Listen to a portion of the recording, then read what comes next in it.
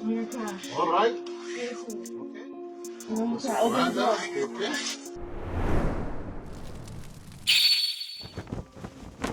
Welcome to Project Achilles. Today's case happened in 2018 in California. A woman armed with a knife entered the shop of a gas station and robbed the clerk at knifepoint. This case is interesting for self-protection because it highlights how compliance helps to keep the control of the tension, and that against a knife, distance will always be the safest option. Let's take a look at what happened. Huh? Okay. All right. Okay. Okay. Go.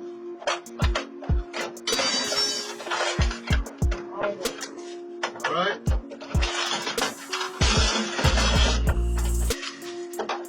All of it. Where else is it? That's it. Where else is it? That's it. That's it. Open the safe. I can't do it. Open the safe. Look at the key there. Open the safe. I can't open it. Open the safe. I can't do it. Open the safe.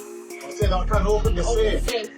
I don't have key. I don't Open have the key. safe. I'm only working. Open the safe. It's my boss. You want to call my boss? Open the safe. I can't do it. Open the safe. I said I can't do Open it. the safe. I said I can't do it.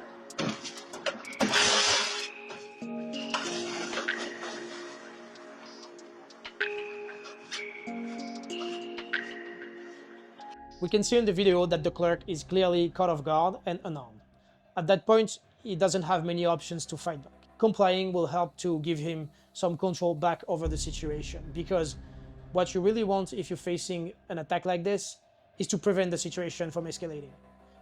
You want to be sure that you're not going from a place where you were about to give your belongings away and get back safe home to a place where you're gonna get injured and potentially die over your injuries just because you decided to fight back against somebody who has a knife and you were unarmed. The main reason that you want to keep that tension low is because you don't know who you are facing, you don't know your aggressor, you don't know if they are under the influence, you don't know if they are mentally sick, you don't know how far they're willing to go and how they will react to stress. So sometimes complying will give them the idea, the impression that you're not a threat to them, you're just gonna give them what they want and they're gonna get away with that. What you have to keep in mind is that you want to be back home safe and alive. Sometimes you won't always have the choice. Complying wouldn't be enough. You have to fight back because you decide or because you don't have any other choice. At that point, you want to have the element of surprise.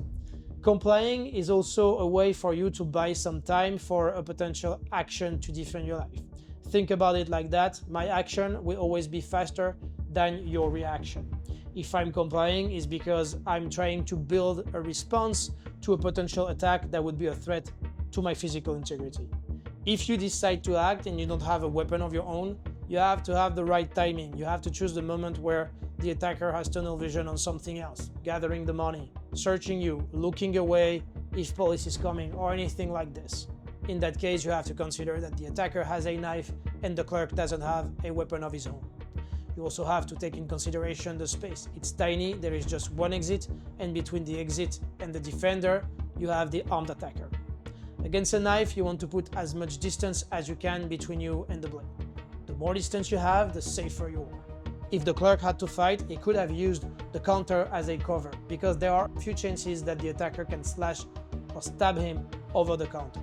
It would actually put the attacker in a weaker position. The clerk also had a chair next to him. He could have used that chair to control the attacker and also to parry the stabs and the slashing. You have many videos on the channel when you can see people in the real life defending them against a knife and they're using a chair or a voluminous object like a card that they put between them and the blade, and it's actually working. The main problem in that situation is that the space is super tiny. There is only one exit, the attacker is in the middle, and if the clerk wants to escape, the only route is to go over the attacker. I really think that the clerk made the safest decision when he decided to comply and not to fight off. But the situation is getting very dangerous when he let the attacker come closer to him in his close quarters and touch him. If she can touch him, she can stab him. And at that point, if he had to fight her off, he would have had to wrestle the knife away, control the weapon arm, and it's extremely hazardous and you have a high risk of getting stabbed or slashed and potentially die. That being said, in that situation and under these circumstances, I don't think he had any other choice than keep playing compliance and let her come closer.